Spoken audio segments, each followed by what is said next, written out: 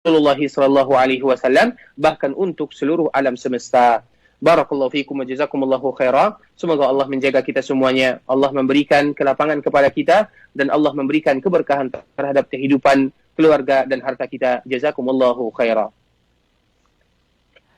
Nah, jazakallahu khairan atas nasihat yang singkat tapi begitu padat. Alhamdulillah sudah kita dengarkan bersama pendengar Radio Hidayah ataupun pemirsa Asal TV Kota Pekanbaru, baik yang berada di Pekanbaru, Riau, atau di tanah air dan di mancanegara. Baik pemirsa serta pendengar dimanapun Anda berada, kita akan mulai ya perbincangan kita, konsultasi permasalahan syar'i. Ya, baik kita angkat dulu untuk penelpon, sudah ada yang tersambung.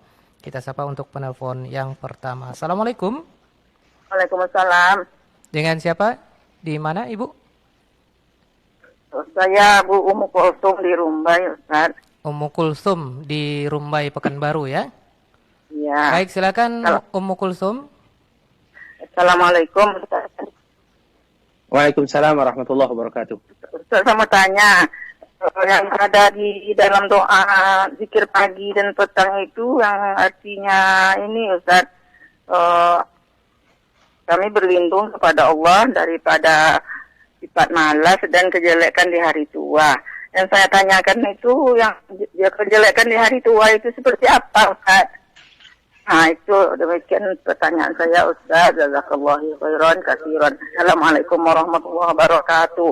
Waalaikumsalam warahmatullahi wabarakatuh. Waalaikumsalam warahmatullahi wabarakatuh. Pertanyaan dari Ummu Kulsum di Kota Pekanbaru. Silakan Ustaz. Barakallahu fikum. Semoga Allah menjaga kita, terutama untuk ibu kita yang bertanya. Semoga Allah menjaganya, keluarganya, dan juga Allah menjaga kita semua. Di antara salah satu doa yang Nabi SAW menganjurkan kepada kita, wa an arudda ila arzalil umur.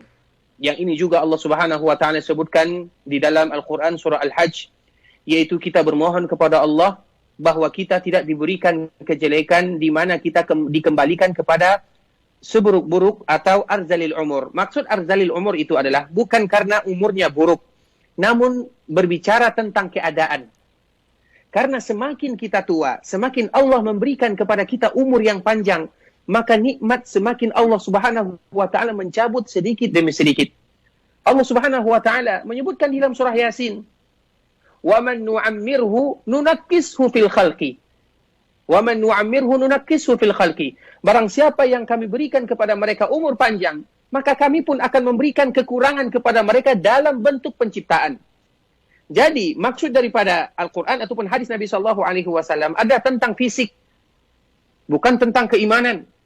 Karena memang masalah keimanan semakin tua, maka kita harus semakin kuat ibadahnya.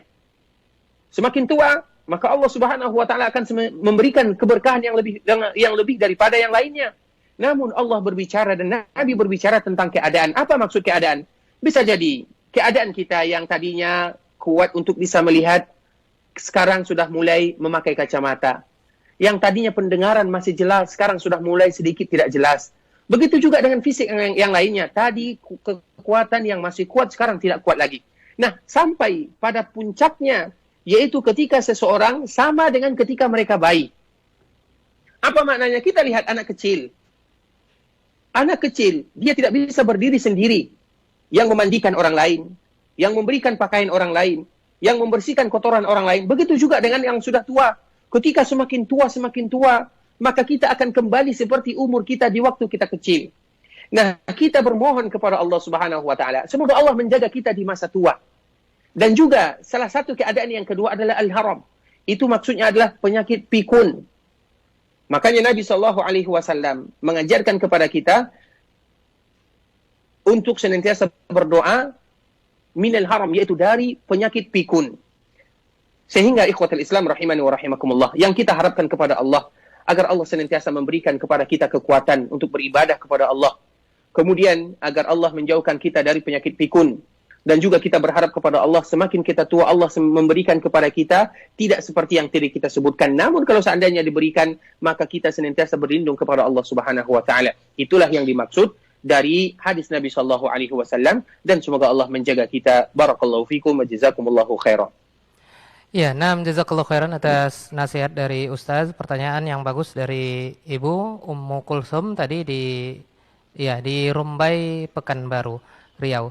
Baik, jazakumullah khair, masih bersama kami di Radio Hidayah FM dan Asil TV Kota Pekanbaru. Kita lanjutkan untuk pertanyaan kali ini, kita akan angkat dari WhatsApp, Ustaz. Bismillah, Assalamualaikum Ustaz. Waalaikumsalam warahmatullahi wabarakatuh. Pertanyaannya tidak ada dicantumkan nama dan alamat. Afwan Ustaz, mohon sampaikan pesan kepada mereka yang sudah banyak tahu ilmu sunnah. Kenapa kalau melihat kami ini yang baru hijrah dengan pandangan sinis? Jadi orang yang mau mengenal atau belum mengenal sunnah sudah minder. Kebanyakan mereka berkelompok-kelompok. Ya, pertanyaan dari WhatsApp tidak dicantumkan nama dan alamatnya Ustaz. Barakallahu fikum wa jazakumullahu khaira. Mungkin ini nasihat untuk kita semuanya. Kita bagi menjadi dua sesi pertanyaan ini. Yang pertama, kita yang sudah diberikan taufik oleh Allah Subhanahu wa taala. Ketika kita diberikan oleh Allah Subhanahu wa taala taufik dan hidayah, ketika kita bisa meluangkan waktu untuk senantiasa belajar agama Allah Subhanahu wa taala, mempelajari kalamullah dan mempelajari hadis-hadis Nabi sallallahu alaihi wasallam, maka yang harus kita ketahui adalah hadis Nabi yang mulia, innama bu'itsu liutammima masalihal akhlaq. Sesungguhnya aku diutus oleh Allah Subhanahu wa taala untuk menyempurnakan akhlak. Memang akhlak ini mencakup semua bidang ikhwatul Islam rahimani wa rahimakumullah. Di dalam bidang akidah, di dalam bidang muamalah, di dalam bidang apa saja ada yang namanya akhlak, dan akhlak itu adalah sesuai dengan bimbingan Rasulullah sallallahu alaihi wasallam. Ketika kita mengetahui kebaikan, tentunya kebaikan itu tidak kita ingin menyimpan untuk diri kita pribadi. Sebisa mungkin kita ingin menyampaikan kebaikan tersebut kepada saudara-saudara kita kaum muslimin. Kita ingin memberikan kepada mereka apa yang kita rasakan. Ketika Allah memberikan kepada kita ketenangan, kenyamanan untuk mempelajari sunnah Nabi sallallahu alaihi wasallam, di sanalah kita ingin menyampaikan kenyamanan atau risalah tersebut kepada saudara-saudara kita kaum muslimin, bukan membuat mereka semakin lari. Bukankah Rasulullah sallallahu alaihi wasallam menyebutkan kepada Ali bin Abi Thalib ketika terjadi perang Khaybar, la an yahdiyallahu bika rajulan wahida khairul laka min humurin ni'am. Kalau seandainya melalui dirimu ada orang yang mendapatkan hidayah, mereka mau belajar agama Allah Subhanahu wa taala, lebih baik daripada unta merah. Banyak manfaat yang akan kita dapatkan. Sehingga ikhwatul Islam, terutama yang paling dilihat oleh orang lain dari mereka yang baru mengajar atau bagi mereka yang tahu tentang agama Allah Azza wa Jalla, adalah dari segi akhlak dan muamalah. Sehingga Nabi sallallahu alaihi wasallam sebelum diutus menjadi nabi dan menjadi rasul, mulai dari kecil Nabi sudah terkenal dengan Al-Amin. Orang sudah percaya kepada Nabi sallallahu alaihi wasallam, sehingga ketika Nabi sudah memiliki akhlak yang mulia, tidak ada celah bagi orang lain untuk menghardik dan menghina Nabi dari segi muamalah dan dari segi akhlak. Masalah akhlak, Nabi yang pertama. Masalah jujur, Nabi diberikan gelar Al-Amin. Semuanya dimiliki oleh Nabi. Kemudian ketika Nabi berumur 40 tahun, yang mana orang-orang sudah percaya kepada Nabi, di sanalah banyak orang yang menerima dan simpati dengan Nabi dan dakwah Nabi. Kenapa? Karena akhlak Nabi sallallahu alaihi wasallam. Itu dari poin yang pertama. Sedangkan dari sisi yang kedua, yaitu dari sisi mereka yang baru mungkin mengenal dakwah sunnah Nabi sallallahu alaihi wasallam, ketahuilah ikhwatul Islam rahimani wa rahimakumullah, di dalam kehidupan ini tentunya ada ujian. Kalau seandainya hanya mungkin dicibir, dicemooh, mungkin tidak diajak berteman, ketahuilah di sanalah kita akan semakin kuat dan semakin tegar. Karena seorang hamba semakin mereka diberikan ujian, mereka semakin tegar, semakin kuat, bukan semakin lari. Kalau seandainya kita mempelajari ikhwatul Islam, bagaimana orang-orang terdahulu, bagaimana juga sahabat Nabi sallallahu alaihi wasallam ketika mereka mengetahui sunnah Nabi, mengikuti Nabi sallallahu alaihi wasallam, banyak perjuangan, rintangan dan tantangan yang mereka hadapi.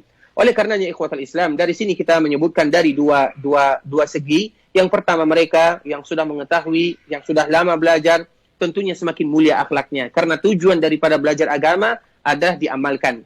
Kemudian dari segi yang kedua, kita yang baru kenal, ketahuilah, mungkin kita melihat sebahagian saudara kita, maka kita pun berlapang dada. Mungkin itu membuat sebagai kita semakin naik batu loncatan, agar kita semakin kuat di dalam agama Allah Subhanahu wa taala, dan semoga Allah memberikan taufik dan hidayah kepada kita semuanya. Barakallahu fikum wa jazakumullahu khairan.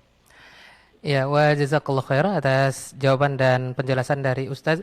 Ya, tentunya ini adalah sekaligus nasihat bagi kita. Jazakallahu khair sekali lagi Ustaz. Mudah-mudahan kita yang sudah mengenal ilmu dan bisa menerapkan nasihat yang sudah Ustadz berikan. Baik, kita lanjut untuk pertanyaan berikutnya. Kita akan angkat pertanyaan atau penanya via telepon kembali. Kita sapa. Assalamualaikum.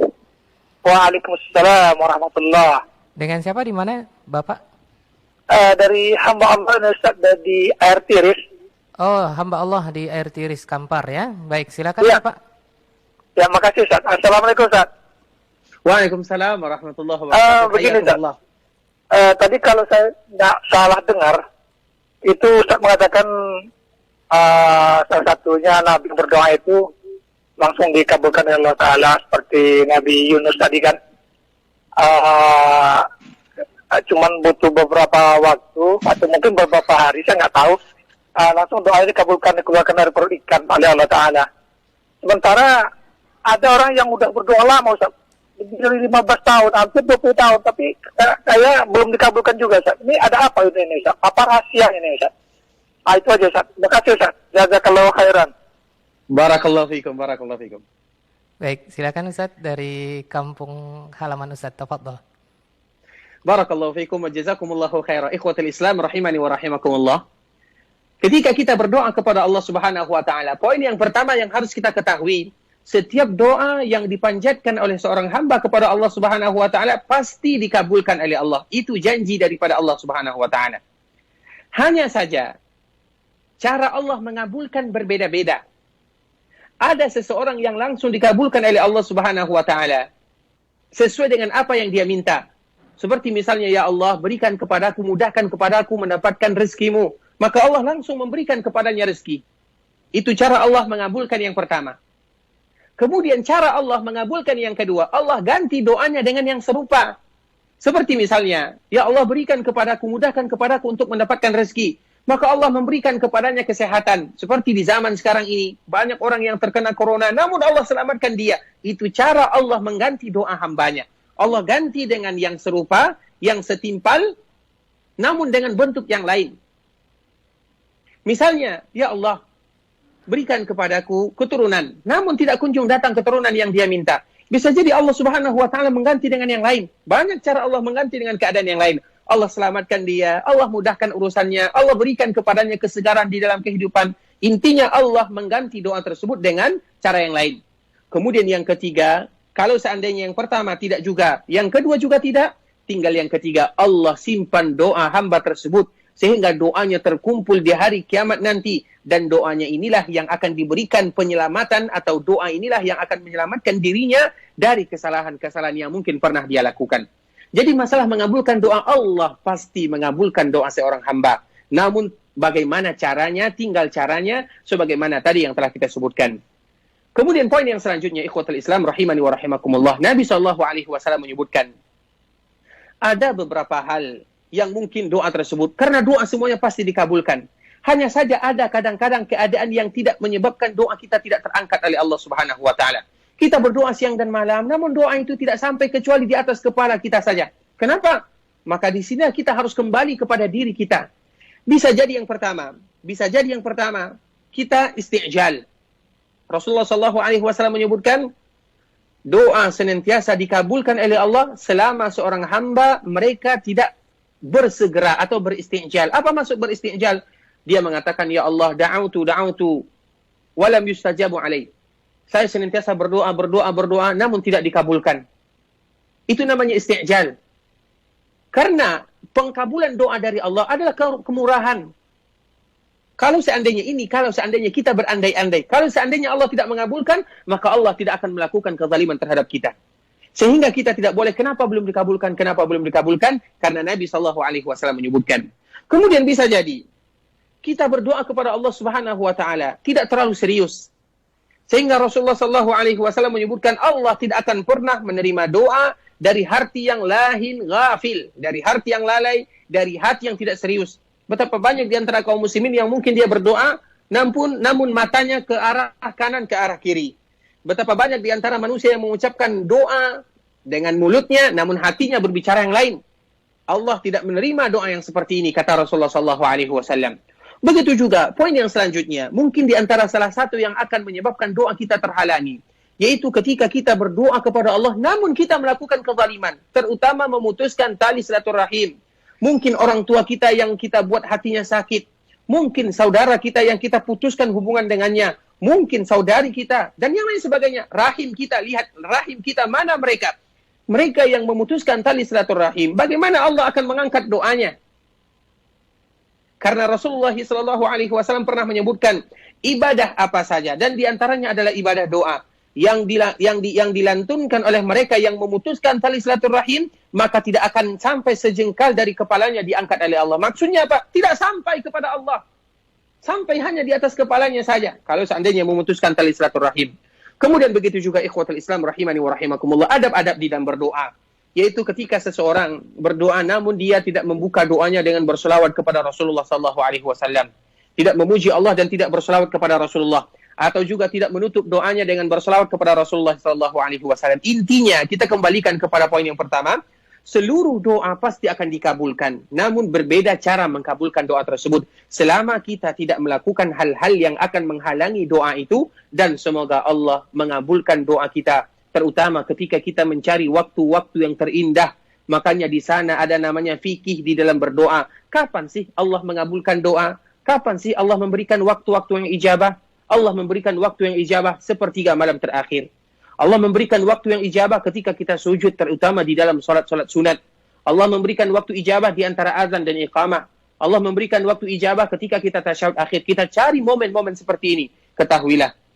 Maka kita harus yakin. Dan kita harus yakin doa kita pasti akan dikabulkan oleh Allah Subhanahu wa ta'ala. Barakallahu fikum kepada Bapak kita yang bertanya, semoga Allah menjaganya dan Allah kabulkan doa kita semuanya. Jazakumullahu khaira. Barakallahu fikum. Amin. Jazakallahu khair juga buat Ustaz yang sudah memberikan kita nasihat, dan mudah-mudahan Bapak hamba Allah yang bertanya dari Air Tiris Kampar bisa memahami dan ada penjelasan dari Ustaz. Baik, kaum muslimin dan muslimat, kita kembali ke pertanyaan melalui WhatsApp. Ya, pemirsa Asil TV. Pemirsa Asil TV yang bertanya melalui WhatsApp. Bismillah, ana ikhwan dari Kabupaten Rokan Hulu, Riau. Ustaz, ana ingin bertanya. Ana anak bungsu, sudah berkeluarga dan mempunyai 1 orang anak. Dan sekarang ana tinggal serumah dengan ibu ana. Ayah ana sudah meninggal. Di rumah sering terjadi cekcok antara ibu dan istri ana. Pernah ana berpikir untuk ngontrak rumah sendiri, tetapi ana berpikir pasti ibu ana tinggal sendiri di rumah. Sedangkan saudara-saudara ana sudah berkeluarga dan memiliki rumah sendiri. Bagaimana solusi yang tepat untuk ana agar ana bisa membina rumah tangga yang sesuai anjuran Al-Quran dan Sunnah? Jazakumullahu khairan dari seorang ikhwan di Kabupaten Rokan Hulu. Barakallahu fikum kepada ikhwan kita yang bertanya, ahlan wa sahlan wa marhaban. Semoga Allah Subhanahu wa ta'ala senantiasa memberikan taufik dan hidayah kepada kita semuanya. Tentunya permasalahan seperti ini mungkin permasalahan yang banyak dihadapi oleh saudara-saudara kita kaum muslimin, di mana mereka dihadapkan antara ibu dengan istri. Terutama keadaan ikhwan ini, keadaan saudara kita yang bertanya, ayahnya sudah meninggal, keluarganya, saudara-saudarinya, mereka juga sudah pergi dari rumahnya, kemudian dia juga sudah berkeluarga, dan dia tidak mau meninggalkan ibunya sendirian. Apa yang harus dia lakukan? Yang pertama, ikhwatul Islam rahimani wa rahimakumullah, tentunya yang paling bisa kita lakukan adalah berdoa kepada Allah. Bagaimana Allah Subhanahu wa ta'ala memberikan kepada kita kesabaran di dalam merawat orang tua kita, dan bagaimana Allah memberikan kepada kita kekuatan agar kita bisa membina rumah tangga, terutama dengan istri dan anak-anak kita. Itu poin yang pertama yang harus kita lakukan. Karena betapa banyak permasalahan yang dimudahkan oleh Allah Subhanahu wa ta'ala ketika seseorang diberikan kekuatan, ketabahan, dan kesabaran oleh Allah Subhanahu wa ta'ala. Dan kita harus sadar, ketika kita berbakti kepada orang tua, maka yang kita harapkan yang pertama adalah pahala dari Allah. Kemudian yang kedua, kita juga nanti merasakan. Dan kita harus ingat, bagaimana kalau seandainya nanti aku diberikan umur panjang oleh Allah, aku juga menjadi orang tua, di mana anak-anakku mereka semuanya berkeluarga. Apa sih perasaan yang dirasakan oleh seorang orang tua ketika anaknya tidak ada di rumah, tidak ada yang lagi melihatnya, mereka semuanya sibuk dengan keluarga? Orang tua mana yang tidak sakit hatinya? Orang tua mana yang tidak tergores hatinya ketika tidak ada anak-anaknya yang mau merawatnya, bahkan mengoper satu sana dan sini. Tentunya kita merasakan seperti ini. Dan ketahuilah ikhwatal Islam, betapa banyak permasalahan yang dimudahkan oleh Allah karena doa orang tua. Betapa banyak urusan kita yang dilancarkan oleh Allah karena doa orang tua. Kita tidak pernah tahu kapan orang tua kita berdoa. Kita tidak pernah tahu ketika orang tua kita bangun di pertengahan malam, dia berdoa untuk kita agar Allah memberikan kemudahan kepada kita dan keluarga kita. Kapan kita mengetahui yang demikian? Itu hanya urusan orang tua kita dengan Allah Subhanahu wa Ta'ala. Sehingga ikhwatul Islam rahimani wa rahimakumullah, apabila kita sadar keberhasilan kita, kemudahan kita di dalam urusan itu berkat dari doa orang tua kita yang dia panjatkan betul-betul ikhlas karena Allah Subhanahu wa Ta'ala. Tidak ada orang yang paling sayang kepada keluarganya kecuali sebagaimana sayangnya orang tua, terutama ibu kita kepada anaknya. Manusia yang paling sayang kepada kita adalah ibu kita. Dalam keadaan apa saja, ibu kita tidak pernah lupa kepada kita. Kadang-kadang seorang anak yang mungkin lupa kepada orang tuanya. Apabila kita menghadirkan perasaan seperti ini, maka kita harus mengetahui ketika kita semakin berbakti, kita tinggal di rumah orang tua kita, tujuannya untuk berbakti, supaya nanti anak-anak kita pun melakukan hal yang sama kepada kita. Ketika kita tua, ketika kita membutuhkan anak kita siap melayani kita, membantu kita, memberikan kepada kita seluruh yang kita inginkan. Makanya Umar bin Khattab mengatakan, "Burru bi abaikum yaburrukum abna'akum." Ketika kalian berbakti kepada orang tua kalian, anak-anak kalian pun akan berbakti kepada kalian. Di samping kita mendapatkan pahala dari Allah, namun ada yang kita inginkan, yaitu di mana kita mengharapkan anak-anak kita. Nah, ketika pengertian seperti ini, juga kita sebutkan kepada istri kita, yang dia juga nanti akan menjadi orang tua. Dia juga akan menjadi seorang nenek. Sudikah kiranya kalau seandainya nanti anaknya harus memilih antara dirinya dengan istrinya? Ikhwatul Islam rahimani wa rahimakumullah. Ini memang permasalahan yang sangat sulit. Karena kalau seandainya kita ngontrak rumah yang besar, orang tua kita kesepian. Kecuali kalau seandainya kita bisa ngontrak dan kalau seandainya Allah memberikan kepada kita kelebihan harta, kita bikin rumah di samping rumah ibu kita. Atau ada kontrakan yang mungkin jaraknya mungkin 10, 20 atau 50 meter. Sehingga setiap hari kita bisa datang ke rumahnya. Kalau itu memungkinkan. Namun kalau seandainya tidak memungkinkan, tinggal bagaimana kita mengatakan kepada istri. Tentunya kita semua akan menjadi tua. Dan ini perkara yang sangat sulit. Memang sulit. Terutama yang semakin tua. Orang tua kalau semakin tua, semakin banyak mungkin bicaranya. Mungkin kalau bahasa kita, semakin banyak kegiatannya. Namun ketahuilah, kita tidak tahu betapa sayang mereka kepada kita. Kita tidak tahu betapa besar jasa yang mereka berikan kepada kita. Oleh karenanya, ikhwatul Islam rahimani wa rahimakumullah, terutama untuk wanita-wanita kaum muslimin. Kalau seandainya kita tidak ada pilihan, kecuali kalau ada kita pilihan. Seperti misalnya Allah memberikan kelapangan kepada kita, kita bikin rumah, dan kita anjurkan suami kita untuk senantiasa berbakti kepada orang tuanya. Jangan kita menjadi pemisah antara seorang anak dengan orang tuanya. Karena kita takut nanti kita pun dipisah oleh orang lain dari anak kita. Kita pun akan mengetahui dan kita pun akan menjadi besar, menjadi seorang ayah, menjadi seorang ibu, menjadi seorang kakek, menjadi seorang nenek. Kalau seandainya Allah memberikan kelapangan kepada kita, bikin rumah di samping rumah orang tua kita. Atau yang jaraknya tidak terlalu jauh. Yang mungkin 2 menit, 3 menit, 5 menit kita sampai. Atau kalau seandainya tidak, kita ngontrak dengan kontrakan yang tidak jauh dari rumah keluarga kita atau rumah mertua kita. Karena bagaimanapun itu mertua kita, dengan sayangnya kita kepada mertua, pasti suami kita sayang kepada kita. Tinggal bagaimana kita memberikan pengertian kepada istri kita. Kita mengatakan, wahai istriku, kamu adalah wanita yang Allah pilihkan untukku. Kamu adalah ibu daripada anak-anakku. Tentunya kita semua akan menjadi tua. Tentunya kita ingin juga dirawat oleh keluarga kita. Oleh karenanya ikhwatul Islam rahimani wa rahimakumullah, itu berbicara dari hati ke hati. Sedangkan apa yang dilakukan oleh ibu kita harus sadar. Orang tua seperti itulah keadaannya. Pun nanti kita tua juga akan seperti itu. Kita bermohon kepada Allah Subhanahu wa taala, Allah memberikan taufik dan hidayah. Barakallahu fikum wa jazakumullahu khairan.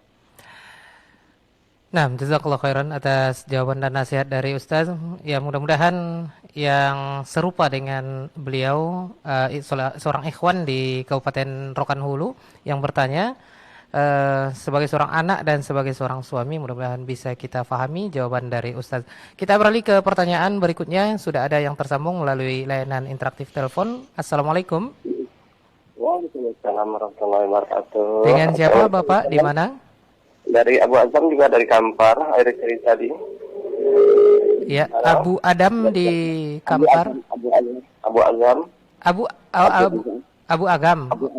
Azam, dari Kampar, air tiris. Oh, dari air tiris juga. Baik, silakan Bapak. Masya Allah. Pertanyaannya Pak Ustaz, ini masalah sholat berjemaah ini, kita kan jadi makmum. Kalau di rakaat pertama baik sir maupun jahar sholatnya, itu rakaat pertama itu imamnya baca Al-Fatihahnya ya alhamdulillah sangat lambat lah kira-kira apa soalnya bagus, tajwidnya bagus. Tapi di rakaat 3 dan 4 yang sudah sir itu sebentar saja baru bangkit dari sujud. Seolah-olah kita tidak bisa membaca Al-Fatihah lagi, baru kita baca ihdinas siratal mustaqim, kadang-kadang belum nyampe imamnya sudah ruku. Apalagi kembali dari sujud enggak sempat kita baca. Yang saya tanyakan, apakah kita selesaikan baca Fatihah kita ataukah kita ikut imam terus membacanya? Ya, sudah di situ pun hati kita sudah dongkol. Imamnya kok cepat kali, soalnya bagaimana? Kapan kita bisa khusyuk dalam sholat? Itu yang saya tanyakan, Ustaz. Terima kasih. Assalamualaikum warahmatullahi wabarakatuh. Waalaikumsalam warahmatullahi wabarakatuh. Silakan Ustadz, langsung saja jawabannya. Barakallahu fikum kepada Bapak kita yang bertanya. Semoga Allah Subhanahu wa taala memberikan taufik dan hidayah, dan Allah senantiasa memberikan kekhusukan kepada kita di saat kita beribadah salat untuk Allah Subhanahu wa taala. Tentunya di dalam permasalahan seperti ini ada beberapa poin yang bisa kita sampaikan.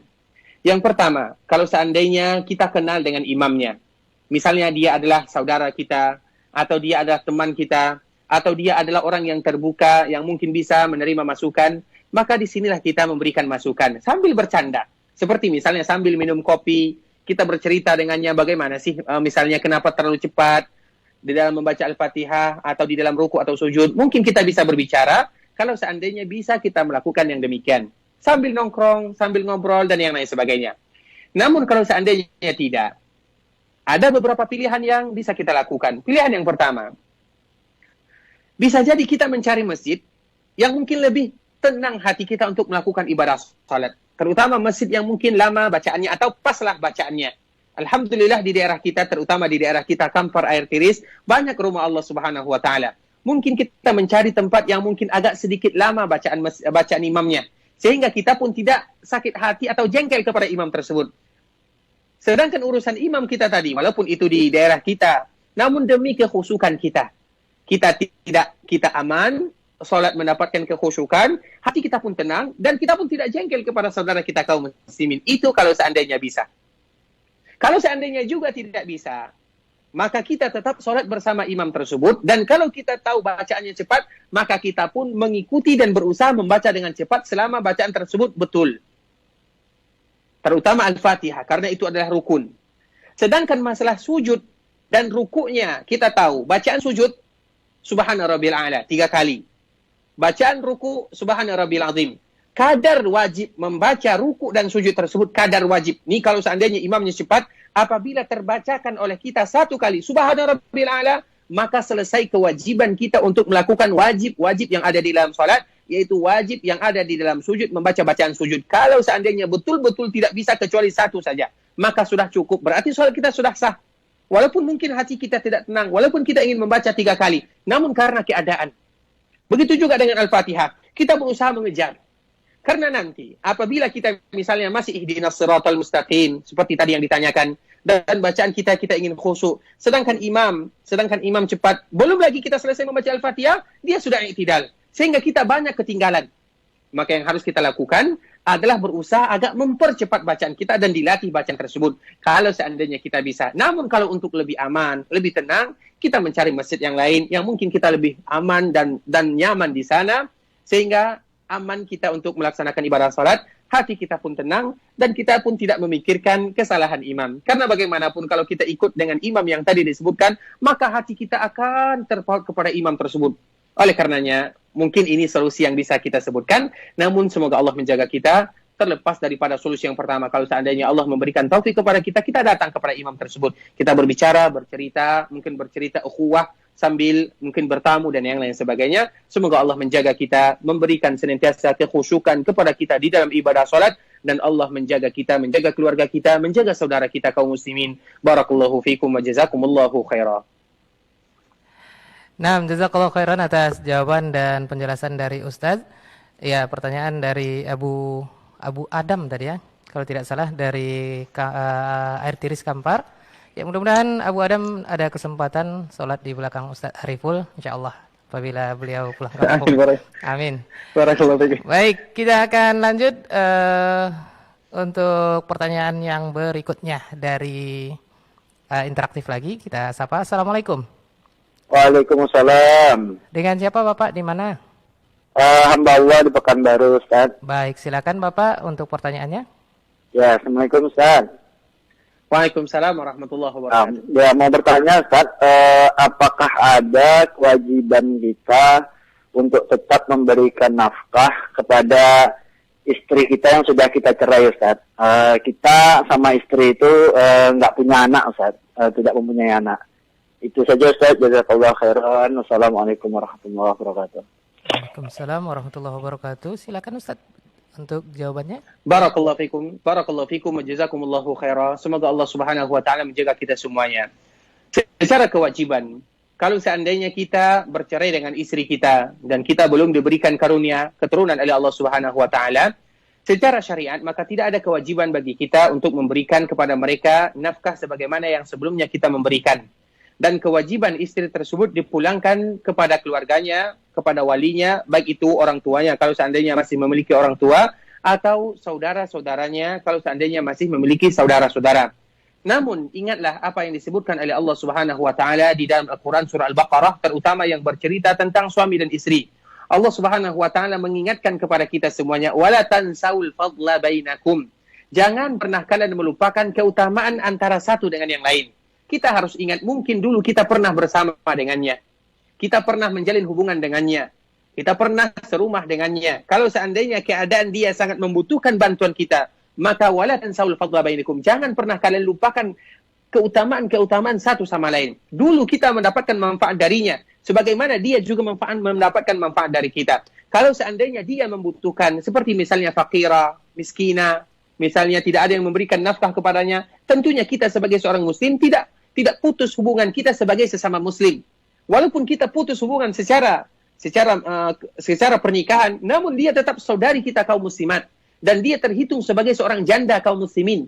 Kalau seandainya demikian keadaannya, kalau seandainya dia membutuhkan, ada hadis yang lain yang memberikan kepada kita semangat motivasi. Mereka yang berjalan memberikan nafkah kepada fakir, miskin, kepada janda-janda kaum muslimin, maka mereka akan mendapatkan keutamaan sebagaimana keutamaan orang yang sholat di malam hari, dan mereka mendapatkan keutamaan sebagaimana keutamaan orang yang berpuasa di siang hari. Allahu Akbar. Banyak kemuliaan yang disebutkan oleh Rasulullah SAW. Mungkin ini bisa yang kami sampaikan. Semoga Allah menjaga kita, memberikan taufik dan hidayah. Barakallahu fikum wa jazakumullahu khairan. Baik, jazakallahu khairan atas jawaban dan nasihat dari Ustaz. Mudah-mudahan hamba Allah dari Pekanbaru, Bapak yang bertanya, dimudahkan Allah Subhanahu wa taala urusannya. Dan terakhir pertanyaan kita pilih dari, ya tadi sudah kita pilih dari pendengar Radio Hidayah, dan kini pertanyaan yang terakhir Ustaz atau konsultasinya dari pemirsa Asil TV, Ummu Syifa di Lampung. Assalamualaikum Ustaz. Waalaikumsalam warahmatullahi wabarakatuh. Bagaimana cara untuk tetap semangat dalam menimba ilmu syar'i? Syukron dari Ummu Syifa, pemirsa Asil TV di Lampung. Barakallahu fikum ikhwatal Islam, terutama kepada ibu kita yang bertanya, Ummu Syifa, semoga Allah menjaganya, keluarganya, dan Allah menjaga kita semua. Tentunya pertanyaan ini mungkin pertanyaan yang sangat berat, walaupun mudah untuk dijawab, namun berat untuk dilaksanakan. Karena inti daripada ilmu itu adalah bagaimana kita melaksanakannya. Bagaimana supaya kita tetap semangat di dalam mencari ilmu. Tentunya apapun ikhwatal Islam, kalau seandainya kita mengetahui keutamaan sesuatu, maka akan mudah bagi kita untuk melaksanakannya, dan akan mudah bagi kita untuk istiqamah di atasnya. Apa maknanya? Kalau seandainya kita mengetahui keutamaan ilmu dan bagaimana keutamaan mereka yang mencari ilmu, maka kita akan semakin semangat. Apa keutamaan mereka yang mencari ilmu agama? Mereka yang mencari ilmu agama, mereka dimudahkan masuk ke dalam surga. Allahu Akbar. Itu adalah ibadah yang mulia. Kalau kita tahu itu adalah ibadah yang mulia, dapat atau tidak dapat ilmunya, namun ketika kita berjalan mencari ilmu, maka Allah mudahkan kita masuk ke dalam surga. Bukankah surga adalah cita-cita kita semuanya? Kemudian juga, sebagaimana yang Nabi SAW menyebutkan di dalam hadis yang diriwayatkan oleh Imam At-Tirmidzi, barang siapa yang keluar untuk mencari ilmu, berusaha, berjuang, maka dia seolah-olah sedang berjihad di jalan Allah. Banyak di antara kaum muslimin yang mungkin berjihad tidak bisa mengangkat senjata kalau seandainya di atas jihad yang sebenarnya. Namun banyak di antara kita yang bisa berjihad dengan makna yang disebutkan oleh Nabi, terutama ketika kita berjihad dengan mencari ilmu Allah Subhanahu wa taala. Kemudian kita juga lihat, dengan kita belajar agama Allah Subhanahu wa taala, malaikat akan memberikan rahmat, menurunkan, menaungi sayapnya kepada kita. Binatang-binatang akan minta ampun kepada Allah untuk kita. Apalagi keutamaan yang lebih mulia daripada itu semua. Apabila kita tahu kemuliaannya, maka mudah bagi kita untuk semangat. Kemudian juga di antara yang harus kita lakukan, tentunya semua yang kita sebutkan setelah kita berdoa kepada Allah Subhanahu wa taala. Karena tidak ada yang lebih mulia kecuali kita berdoa kepada Allah dan meminta kesabaran dan ketabahan. Kemudian kita mencari teman-teman yang juga semangat di dalam mencari agama Allah. Karena teman ini sangat berpengaruh. Ketika kita down, teman kita yang akan mengangkat kita. Ketika teman kita mungkin kurang semangat, kita lagi yang akan memberikan motivasi. Saling tukar-menukar. Yang satu memberikan semangat, yang satu juga memberikan semangat. Saling memberikan semangat satu sama lain. Sehingga ketika kita memiliki teman yang banyak, yang saling berlomba-lomba di dalam mencari ilmu, kita harus tahu, ilmu itu adalah amalan. Amalan itu adalah bagian daripada iman, dan amalan itu adalah iman. Sebagaimana iman kita naik, turun, begitu juga motivasi semangat kita mencari ilmu dan beramal naik, turun. Ketika iman kita naik, kita memberikan semangat kepada yang turun. Ketika kita yang turun, ada yang memberikan semangat kepada kita. Itulah intinya daripada teman yang saleh, teman yang akan memberikan kepada kita motivasi. Kemudian begitu juga, diusahakan kita hidup di dalam lingkungan-lingkungan yang akan memberikan semangat kepada kita. Terutama misalnya lingkungan yang ada di kita, misalnya sorenya, atau misalnya paginya ada tahsin, atau siangnya ada pengajian ibu-ibu, itu semua akan memberikan kepada kita semangat dan motivasi. Ada lingkungan-lingkungan yang akan mendukung.